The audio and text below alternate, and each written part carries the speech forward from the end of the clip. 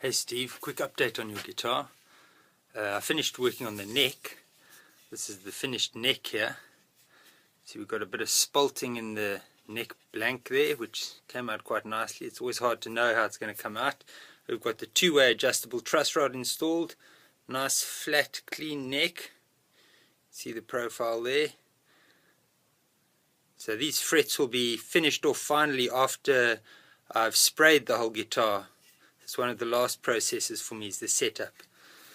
There it is, serialed, number 29. There's the African Blackwood veneer on the top. This neck has had one coat of shellac on it. I use shellac as a kind of sealant before finishing. And what I'm going to be doing is spraying the neck, as the fingerboard as well. I don't know if you've ever played a maple guitar neck that hasn't been sealed, but it gets dirty pretty quickly. So I like to seal the fingerboard with a couple of coats of nitrocellulose lacquer. That just keeps it in nice clean condition. So there's the neck done. The body you'd already seen. This is just one coat of shellac on the body as well. You can see that's all pretty much ready. It's finished sanded now and ready for sealing, ready for its first coat of nitrocellulose. What I'll do before the nitro though is I'll fill the pores of the padauk. Padauk is very pory wood, so we need to fill those pores before we start finishing it finally to make sure that that grain doesn't show through in the final product. And there the electronics holes all drilled. There's guitar volume, guitar tone, MIDI volume, MIDI on off, and MIDI patch selection. And here's the pickup through-way pickup selector will go in there. And here are the bridge holes for the bridge. Your guitar's slowed up a little bit, as you probably noticed in the last couple of weeks. That's partly because I was catching it up to a batch of guitars that I was building. Some interesting guitars in that lot. This is the company that your guitar is keeping on the way through the production line.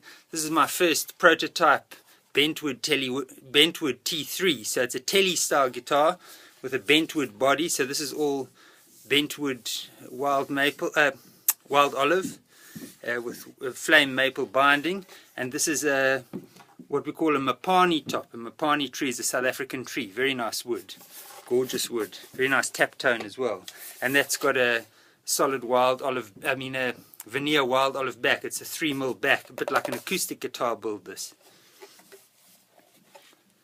And the nice feature about this guitar is it's going to have a kind of unified look. If you see how I've arranged the wood cut, there's the neck in Mopani as well with a wild olive cap, and there's the neck.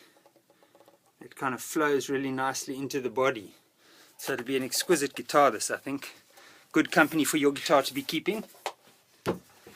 And the other interesting build that I'm busy with at the moment, I'm busy with 7 in total at the moment. This is a real interesting one. I think it's the only guitar in the world so far that's been made out of this wood. It's called Chaetacme aristata.